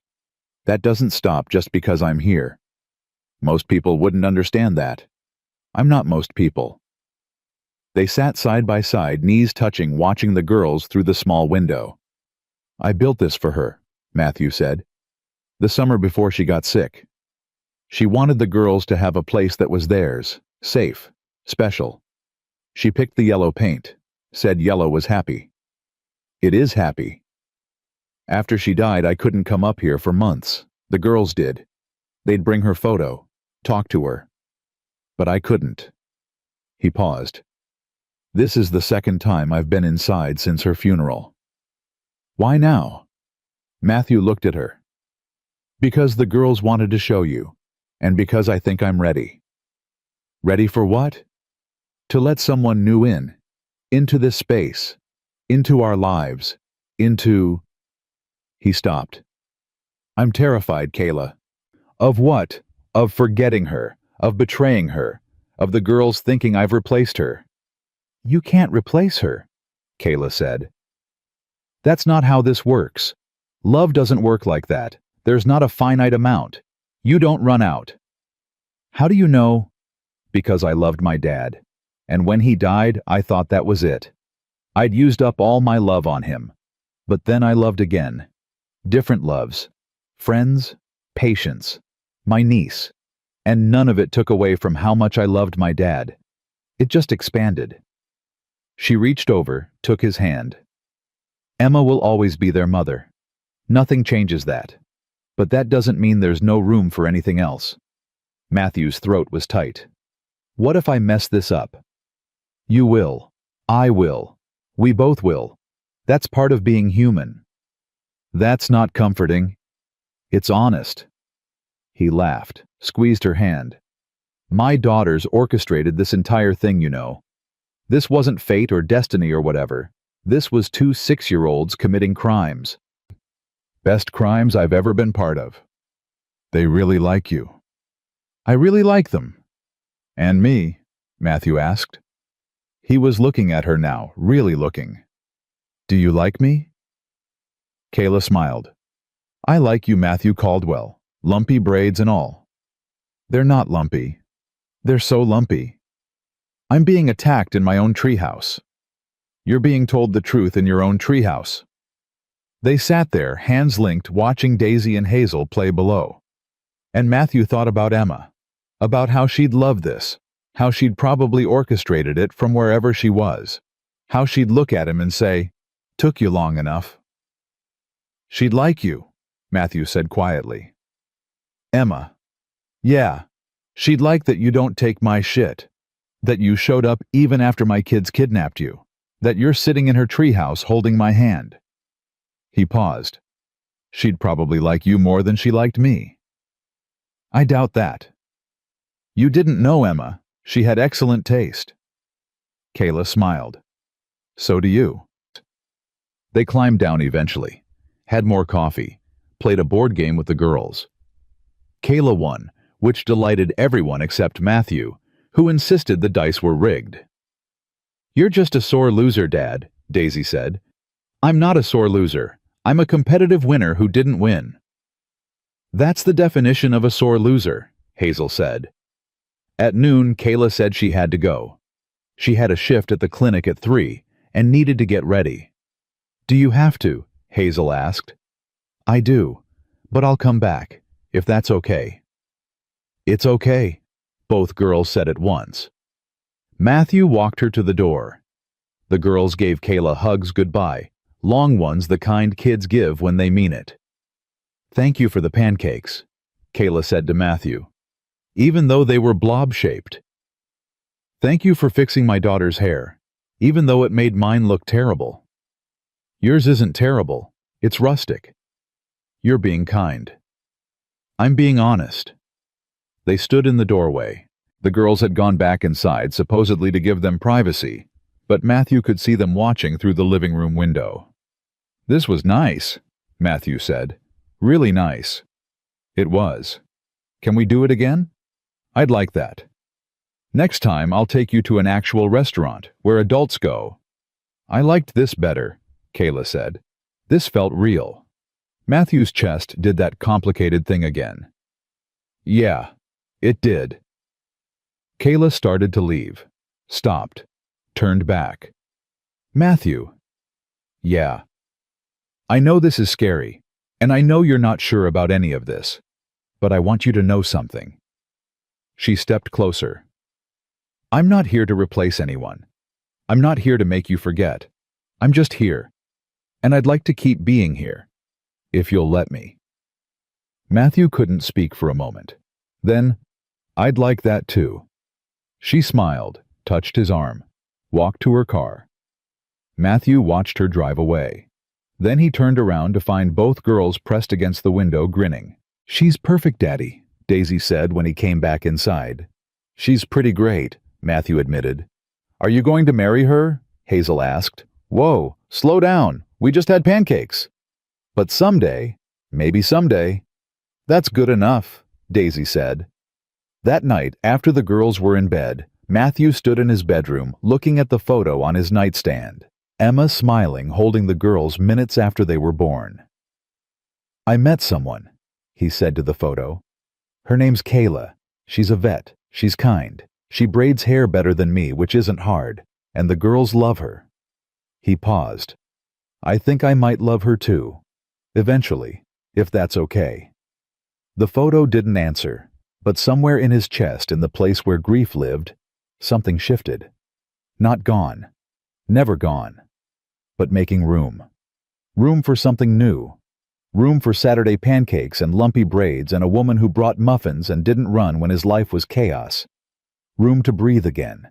"Thank you," Matthew whispered. "For the girls. For this life. For letting me try again."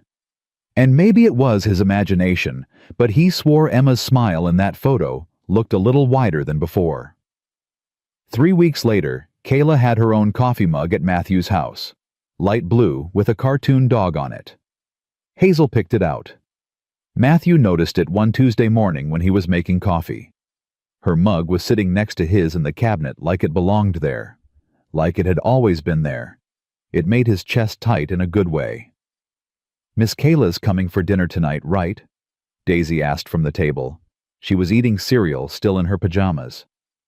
"She has to work late," Matthew said. "Maybe tomorrow." "We never see her anymore." "You saw her 3 days ago." "That's forever, Daddy." Matthew smiled, poured his coffee. It was true, though. Kayla had been working a lot. Emergency vet hours were brutal. Nights, weekends, holidays. She'd warned him about that early on. "My schedule is insane," she'd said during their second real date. Actual dinner at an actual restaurant while his mother watched the girls. "Some weeks I barely sleep. It's not fair to people I date." "Good thing I'm not people," Matthew had said. "I'm a single dad with twin 6-year-olds who commit federal offenses. My bar for normal is pretty low." She'd laughed. taken his hand across the table. And that was that. Now, 3 weeks in, they were figuring out how to make it work. Coffee in the mornings when she got off her shift. Lunch when their schedules aligned. Phone calls at weird hours. It wasn't perfect, but it was real. And real was good. Matthew's phone buzzed. A text from Kayla. Bad night. Lost a patient. Can I come by after work? Need to see friendly faces. His heart squeezed. He texted back. Always. We'll be here. At 7:30 that morning, after he'd dropped the girls at school, Kayla's Honda pulled into his driveway. She got out looking exhausted, scrubs wrinkled, hair in a messy bun, eyes red. Matthew opened the door before she could knock. Hey, he said. Hey. Her voice cracked. Is it okay that I'm here? Come here. She walked into his arms and broke. Just completely broke, sobbing into his chest while he held her in the doorway. I tried everything, she said between gasps. Everything. But he was too far gone. Chocolate poisoning. By the time they brought him in, she couldn't finish. I'm sorry, Matthew said. He led her inside, still holding her. They sat on the couch. She curled into him like she was trying to disappear. I know it's part of the job, she said. I know I can't save everyone. But he was only 3 years old, and his owner was crying, and I had to tell her there was nothing more we could do, and her whole body shook. Matthew held her tighter. Didn't say anything. Sometimes there wasn't anything to say. They sat like that for 20 minutes, maybe longer. Kayla cried. Matthew held her. Biscuit came over, put his head on her knee. Dogs always knew. Eventually her breathing steadied. I'm sorry. Don't apologize. I'm a mess. You're human. I got tears and probably snot all over your shirt. I have 2 6-year-olds. I've survived worse. She laughed, watery but real. Can I stay for a bit? I don't want to be alone. Stay as long as you want. She fell asleep on his couch 20 minutes later, still in her scrubs, head on his lap. Matthew grabbed a blanket from the closet, covered her, and worked on his laptop while she slept. She woke up 3 hours later, disoriented. What time is it? Almost 11. Oh my God, I'm so sorry. You had work. I work from home on Tuesdays, it's fine. She sat up, rubbing her face. I fell asleep on your couch. You needed it. This is so embarrassing. Kayla. He turned to face her. Stop. You had a terrible night. You came here because you needed someone. That's allowed. Her eyes filled again. I'm not usually this fragile. You're not fragile. You're grieving. There's a difference. You would know. Yeah, I would. She reached for his hand. Thank you. For this. For letting me be a disaster. Remember what you told me? You like me in disaster mode. I did say that. Well, same goes. I like you in disaster mode too. She smiled. Even when I get snot on your shirt. Especially then. By December, Kayla had a toothbrush in Matthew's bathroom. Hazel put it next to hers, purple next to green. So she can brush her teeth when she stays over, Hazel explained matter-of-factly. She doesn't stay over, Matthew said. But she will eventually write. That's complicated. Why? Because you're 6 and I'm not having this conversation. But the truth was, Matthew had thought about it. Kayla sleeping in his bed. Waking up next to her. Making coffee together in the morning. Being a family. The idea terrified him, not because he didn't want it, but because he did. So much it scared him. 2 weeks before Christmas, they had their first real fight. It started small. Kayla was supposed to come for dinner. She'd promised the girls, but an emergency came in at the clinic and she had to cancel last minute. I'm so sorry, she said on the phone. Matthew could hear the chaos in the background. German Shepherd hit by a car. I can't leave. I know. It's fine. Go. Tell the girls I'm sorry. I will. He hung up, turned to Daisy and Hazel, who were already dressed in their fancy dresses ready for dinner. Miss Kayla can't make it, he said. Work emergency. Their faces fell. But she promised, Hazel said. I know, baby, but when you're a doctor, sometimes you don't get to choose. She's always working, Daisy said. Her voice was sharp. She cancels a lot. That's not fair. It's true, Daddy. She canceled last week too, and the week before. Matthew's jaw tightened because she was right. Kayla had been canceling more lately, always for good reasons, always apologetic, but still. She's doing important work, Matthew said, saving animals. But what about us?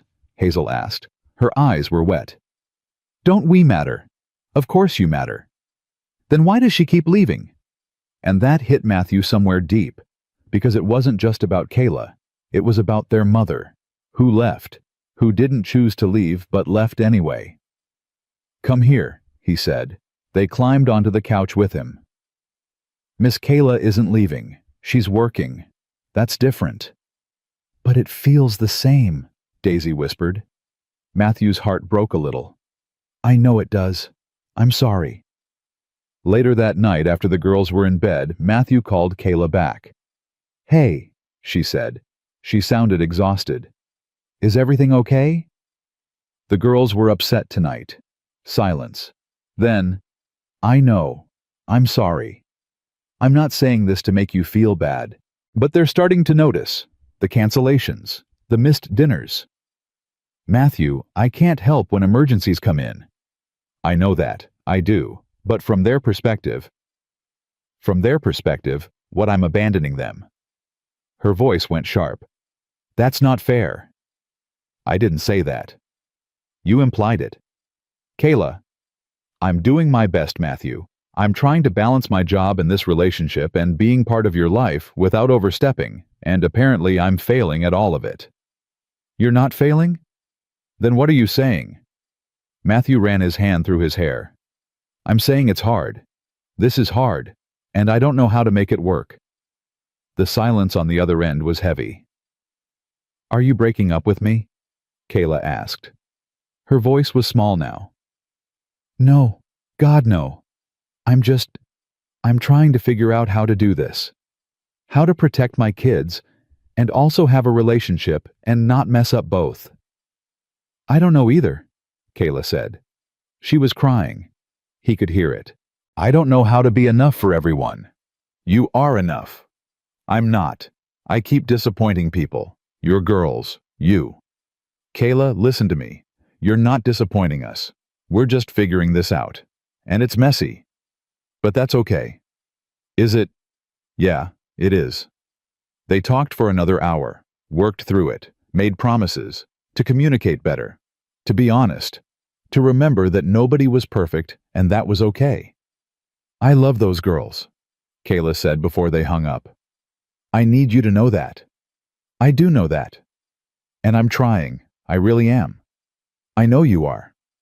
The next day, Kayla showed up at the house at 6 a.m, still in her scrubs, carrying a bag from the bakery.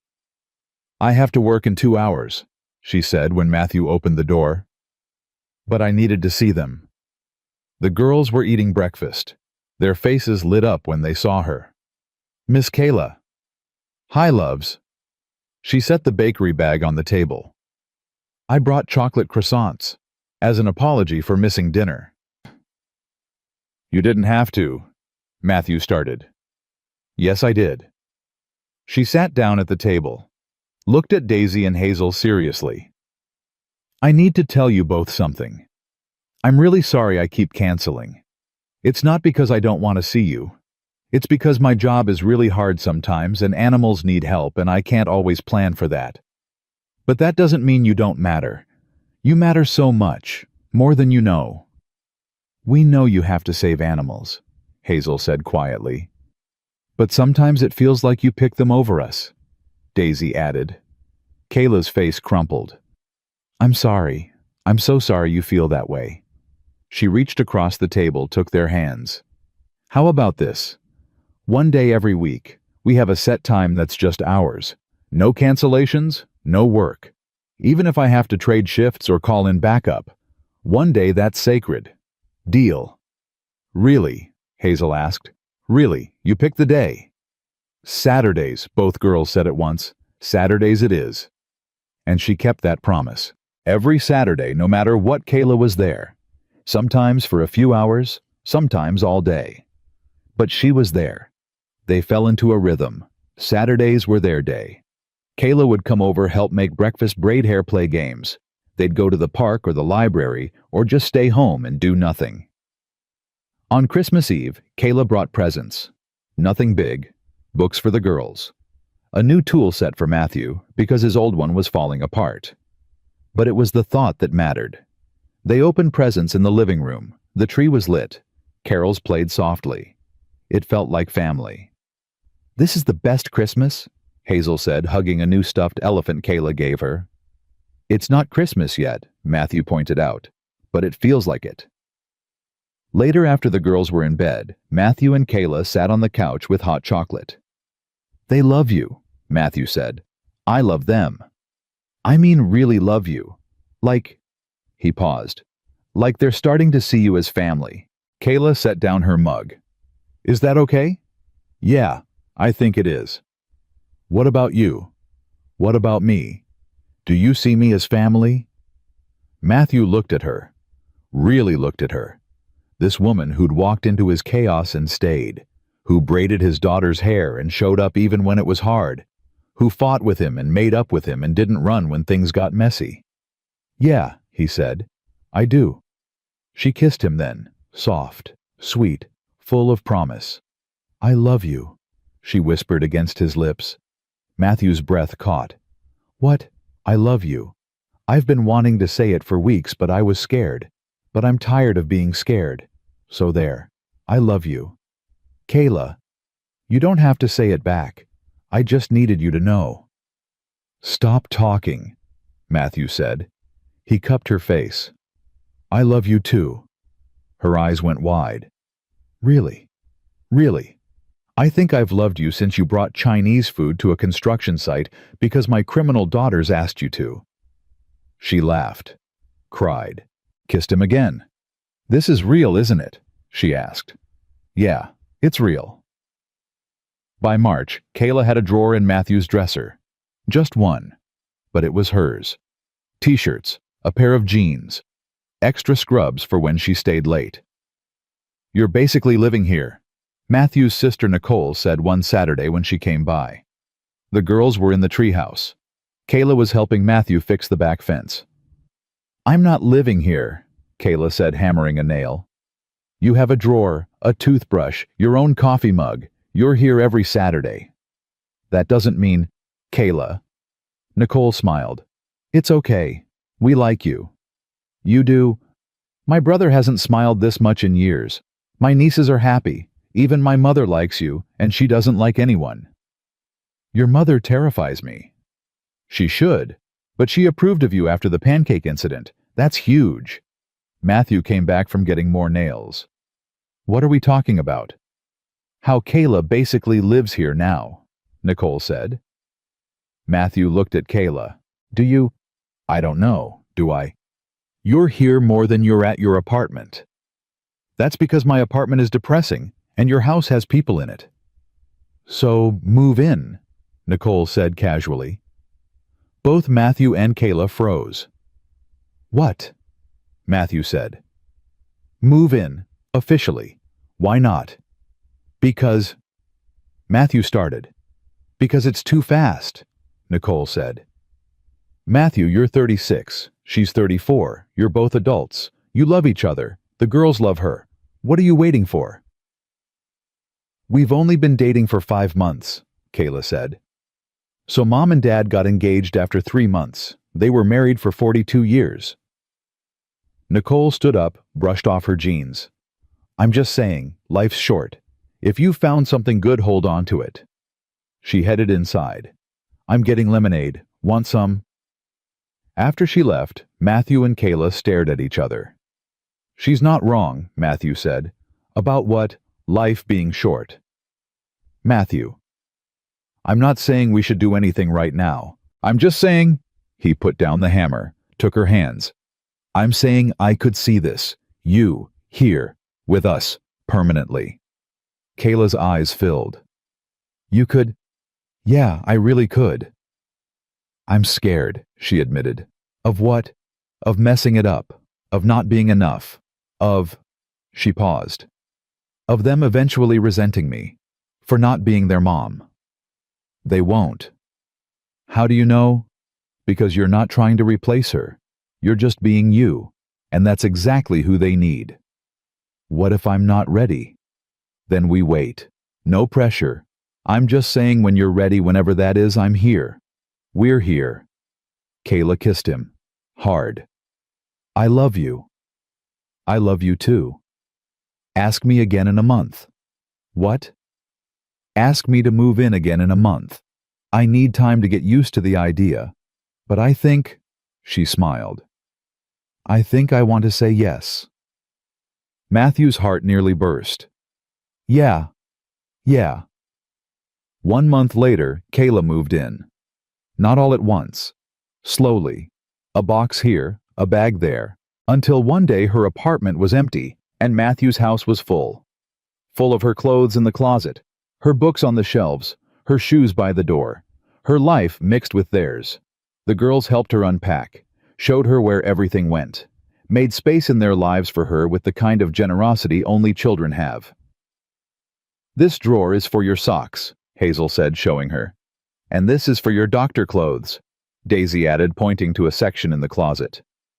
"You two thought of everything," Kayla said. "We've been planning this for weeks," Hazel admitted. "We wanted you to feel at home," Daisy said. Kayla's eyes got wet. "I already do." That night, after the girls were asleep, Matthew and Kayla stood in their bedroom. Their bedroom. Not his. Theirs. "This is insane," Kayla said. "I'm living with you. Officially. Having regrets. None. You. Not even one." She kissed him. "Thank you." "For what?" "For letting me in. For taking a chance on this. On us. Thank you for being crazy enough to say yes." They got into bed. Kayla curled into him. And for the first time in 2 years, Matthew fell asleep with someone in his arms and didn't feel guilty about it. A week later, Matthew was in the treehouse alone.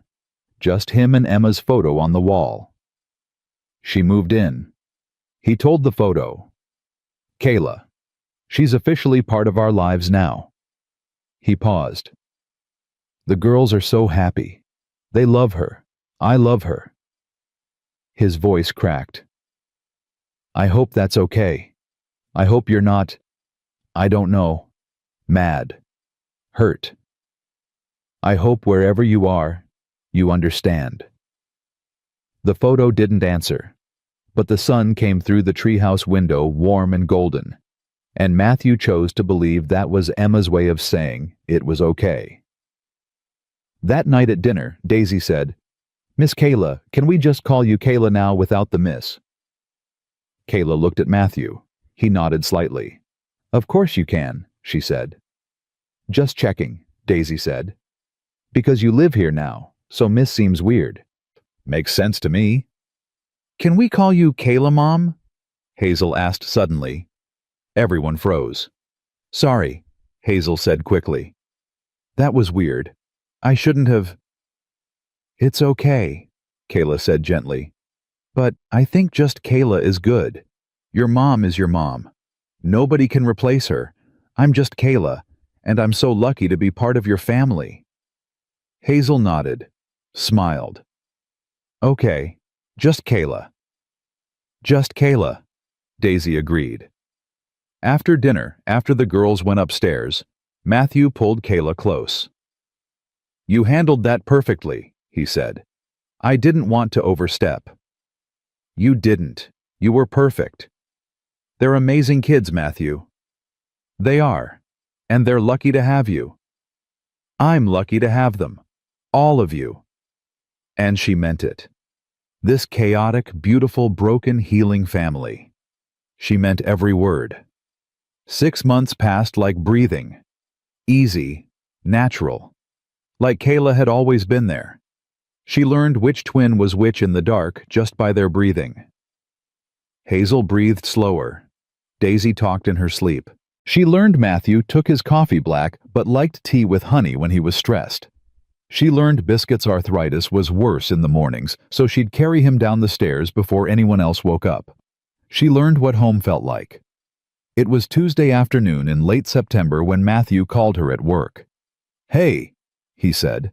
His voice was doing that thing, that nervous thing. "What's wrong?" Kayla asked immediately. "Nothing's wrong. Can you meet me somewhere tonight, after your shift?" "Matthew, it's almost 8. I don't get off until 11. "I know. I'll wait." "Where?" He paused. "The Greenhouse Cafe, downtown." Kayla's breath caught. The cafe. Their cafe. The place where she'd sat alone thinking she'd been stood up before 2 little girls in red jackets changed everything. "Why there?" she asked. "Just trust me. Please." "Okay. I'll be there."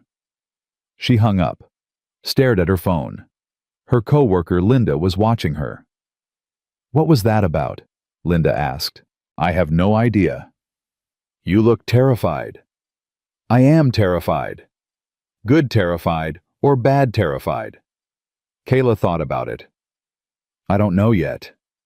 Her shift dragged. Every minute felt like an hour.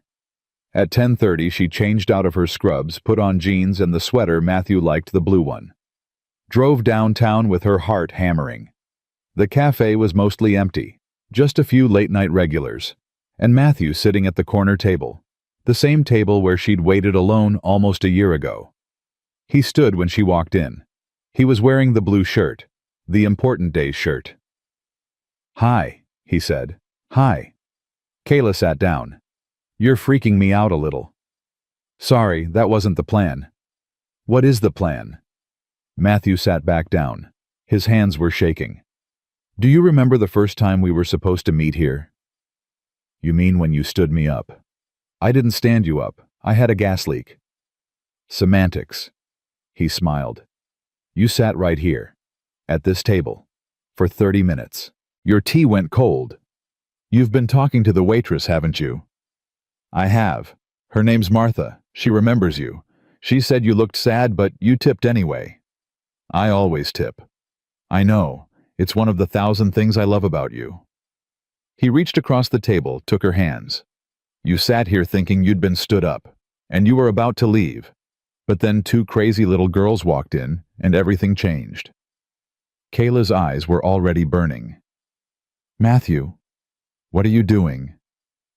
"I'm trying to tell you something important, and I'm really bad at it, so bear with me." He took a breath. "A year ago I was drowning. I was so deep in grief I couldn't see a way out. I was going through the motions for my daughters, but I wasn't really living. I was just surviving. And then my mother set me up on a blind date, and I said yes because she was relentless, and I figured one coffee couldn't hurt. But then work happened, and I canceled, and I thought that was it, another failed attempt at moving forward." "But it wasn't," Kayla said softly. "But it wasn't. Because my daughters, those brave, insane, beautiful little girls, decided they weren't going to let me give up. So they got on a bus, found you, and brought you into our lives." His voice cracked. "You could have run. You should have run. But you didn't. You brought us Chinese food. You braided their hair. You let them into your heart, even though you barely knew us." Tears were running down Kayla's face now. "They made it easy. They love you. I love you. We all love you so much." Matthew stood up, came around to her side of the table, and got down on one knee. Kayla's hand went to her mouth. "Oh my God." "Kayla Emerson," Matthew said. His voice was shaking but steady. "You walked into our lives when we needed you most. You gave me permission to love again, to live again. You showed my daughters that family doesn't have to look one way. That love can grow in the cracks grief leaves behind. He pulled out a small velvet box, opened it. Will you marry me? The ring was simple, a single diamond, elegant, perfect. Kayla couldn't speak, couldn't breathe, could only nod. Is that a yes? Matthew asked. Yes, she managed. Yes, yes, yes. He slid the ring on her finger, stood up, pulled her into his arms. She was crying into his shoulder the same way she had that first night when she'd lost a patient and needed him. I love you, she said. I love you so much. I love you too. Behind them, someone started clapping. Martha, the waitress. Then the other customers joined in. The whole cafe erupted in applause. Matthew and Kayla pulled apart, laughing and crying. This is embarrassing, Kayla said. This is perfect, Matthew corrected. They sat back down. Kayla couldn't stop looking at the ring. How did you? I bought it 3 months ago, Matthew admitted. I've been carrying it around like an idiot waiting for the right moment. 3 months. I knew. I've known for a while. Do the girls know? They helped me pick it out. Kayla laughed. Of course they did. They're waiting at home right now, probably destroying the house with excitement. We should go tell them. We should. But neither of them moved. They just sat there, hands linked across the table where this whole story started. Can I tell you something? Kayla said. Anything. That night, when I was sitting here alone, I almost didn't stay. I was about to leave. I had my keys in my hand. But something made me wait just a few more minutes. And then Daisy and Hazel walked in, and my whole life changed. Mine too. I don't believe in fate, Kayla said. But I believe in this, in us, in those 2 crazy girls who refused to give up on their dad.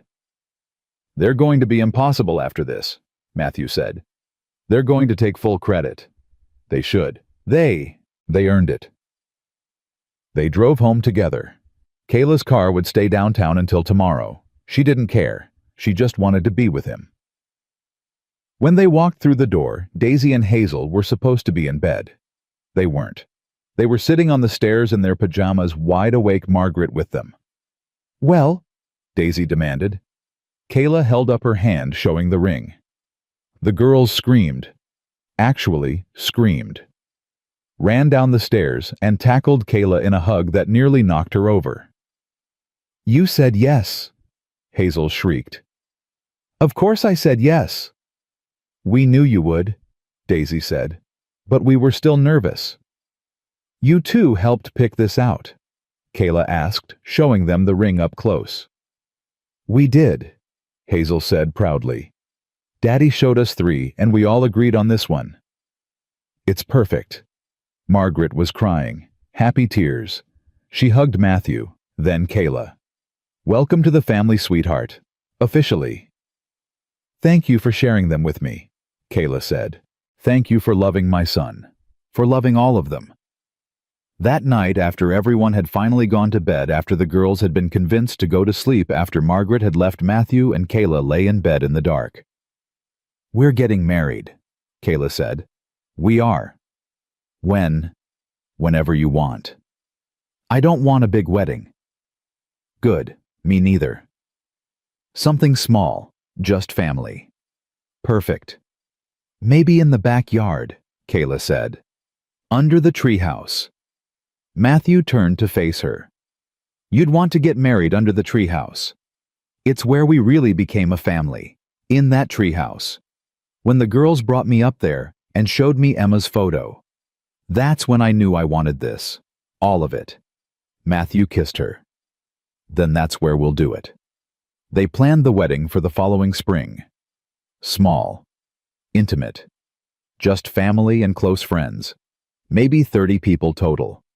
The girls insisted on being part of everything. They helped pick flowers. Helped design invitations. Helped Kayla find her dress. Nothing too fancy, Kayla said in the bridal shop. I want to be able to move, to hug people, to play with the girls. They found the perfect one. Simple white dress, lace sleeves, comfortable. "You look like a princess," Hazel said. "A doctor princess," Daisy added. "The best kind." As the wedding date got closer, Kayla noticed Matthew getting quieter, more thoughtful. She found him in the treehouse one Saturday afternoon. "Hey," she said, climbing up. "You okay?" "Yeah, just thinking. About Emma." "How'd you know?" "Because you always come up here when you're thinking about her." Kayla sat next to him. "Talk to me." Matthew looked at Emma's photo on the wall. "I'm getting married. Again. And I'm happy about it. I love you. I want this. But part of me feels guilty." Kayla finished. "Yeah. That's normal." "Is it?" "Matthew, you're allowed to love again. It doesn't mean you loved her less. It just means you have more love to give. That's not betrayal. That's survival. That's honoring everything she gave you by choosing to keep living." "She would have liked you," Matthew said quietly. "Emma. She would have liked how direct you are, how you don't take my shit, how you love the girls. I wish I could have known her." "Me too." They sat in silence for a moment. Then Matthew said, "I want to do something at the wedding, for Emma, to honor her, to show the girls that we're not forgetting her." "What do you want to do?" "I don't know yet." Kayla thought about it. "What if we save a seat for her at the ceremony, with her photo, and a white rose?" Matthew's eyes filled. "You'd do that?" "Of course I would. She's part of this family, part of this story. She should be there." "I love you," Matthew said. "I love you too." The wedding was on a Saturday in May. The backyard was transformed. White chairs set up in rows, flowers everywhere.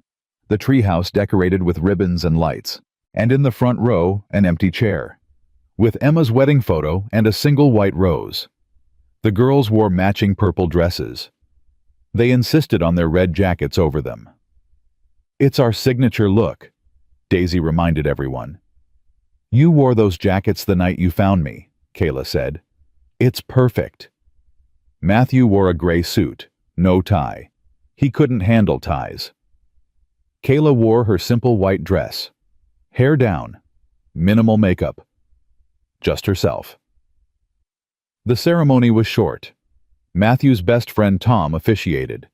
They'd gotten him ordained online 2 weeks ago. "We're gathered here today," Tom started, "to celebrate a love story that started with 2 6-year-olds committing several federal offenses." Everyone laughed. "But seriously," Tom continued, "this is a story about second chances, about grief and healing, about 2 people who found each other in the most unexpected way and decided to build something beautiful together." Matthew and Kayla stood under the treehouse holding hands. Daisy and Hazel stood next to Kayla, matching flower bouquets in their hands. When it was time for vows, Matthew went first. "Kayla," he said. His voice was steady, but his eyes were wet.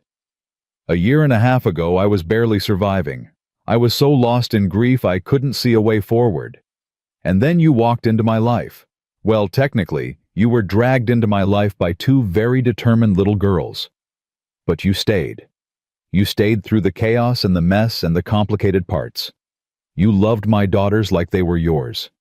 You made space for Emma in our life instead of trying to erase her. You showed me that healing doesn't mean forgetting. It means growing." He paused. "You saved us, Kayla. All 3 of us. And I promise to spend the rest of my life making sure you know how loved you are, how valued, how essential you are to this family." Kayla was crying. Everyone was crying. "Your turn," Tom said gently. Kayla took a shaky breath. "I had a whole speech written. It was very eloquent, very organized, but I'm going to say what's in my heart instead." She looked at Matthew. "Sometimes love is 17 minutes late, carried in by 2 brave little girls who refused to let their daddy's happiness slip away. I sat in that cafe thinking I'd been stood up, thinking this was just another failed date, another disappointment. But what walked through that door was so much better than what I expected. It was a family who needed healing, and somehow in the process of helping you heal, I healed too. She turned to Daisy and Hazel. You two changed my life. You showed me what courage looks like, what love looks like. You took a stranger and made her family, and I promise to be here for you. Always. Through everything. She looked back at Matthew. I love you. I love all three of you. And I can't wait to spend the rest of my life proving it. There wasn't a dry eye in the backyard. Tom cleared his throat. By the power vested in me by the internet and the state of California, I now pronounce you husband and wife. Matthew, kiss your bride before we all start sobbing again. Matthew kissed Kayla. The guests erupted in applause. Daisy and Hazel cheered. At the reception, which was just lunch in the backyard, people told stories. Margaret talked about how relieved she was that Matthew had finally found someone. Nicole talked about the night Kayla brought Chinese food to the construction site. Tom talked about Matthew's terrible attempts at dating apps before his mother intervened. Then Daisy stood up. 7 years old now. Confident. Fierce. Can I say something? She asked. Of course, baby, Matthew said. Daisy walked to the middle of the yard. Everyone got quiet. A long time ago, she said. When I was only 6, my daddy was really sad. And me and Hazel didn't know how to help him. So we did something kind of crazy. We got on a bus and found Kayla and brought her to Daddy. And everyone thought we were in big trouble. And we were. We were grounded for like a month. Everyone laughed. But it was worth it, because we knew Daddy needed someone, and Kayla needed us too, even if she didn't know it yet.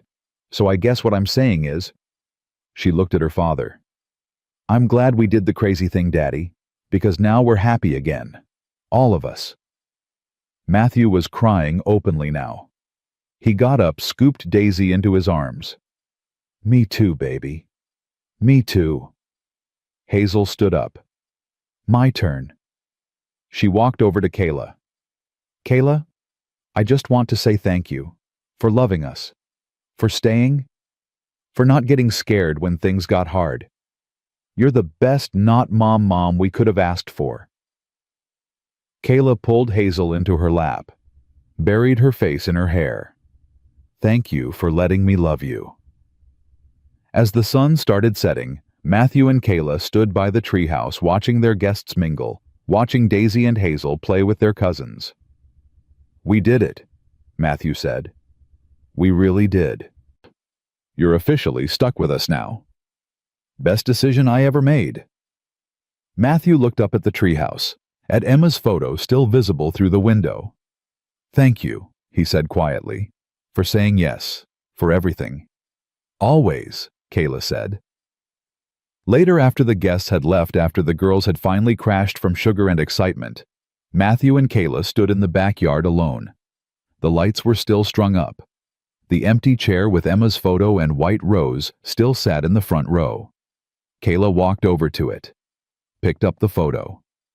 Thank you, she said to Emma's image, for these beautiful girls, for raising Matthew to be the man he is, for loving them so much they knew what love should look like, for everything. She set the photo back down gently. Matthew came up behind her, wrapped his arms around her waist. She'd be happy, he said. I really believe that. So do I.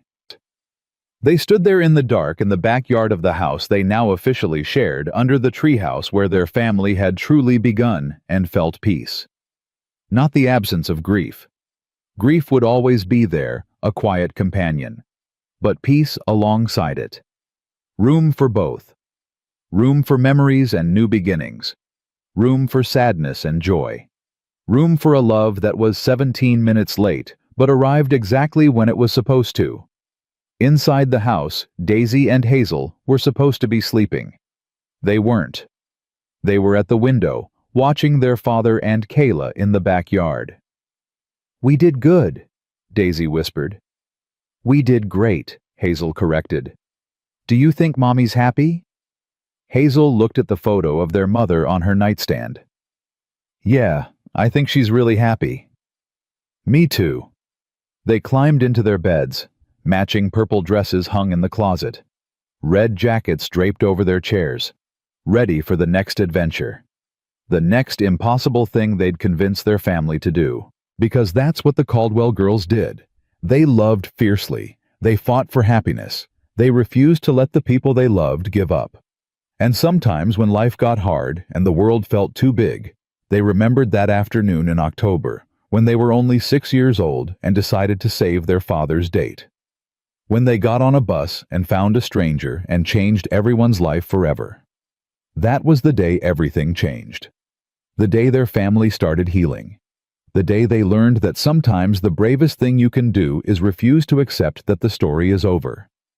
Sometimes you have to write a new chapter. Sometimes love comes in unexpected ways. And sometimes it's carried in by two little girls in red jackets who refuse to take no for an answer.